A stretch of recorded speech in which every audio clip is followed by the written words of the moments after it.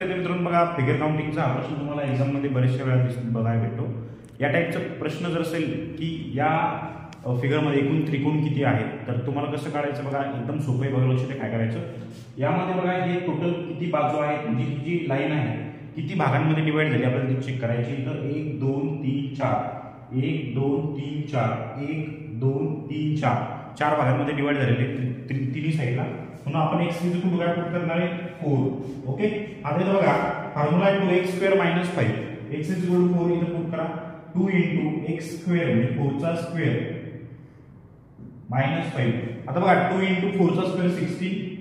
2 * 16 -5 यांचं मल्टिप्लिकेशन करा पहिले. 32 - 5 32 - 5 27. म्हणजे यामध्ये एकूण ट्रायंगल किती असतात ते 27. अशाच ट्रिकसाठी आपल्या चॅनलला सबस्क्राईब करायचं आणि ज्यांना बॅच जॉईन करायचं माझ्या जंतूची त्यांनी जॉईन करायची आपलं संतोष के अकॅडमी ॲप डाउनलोड.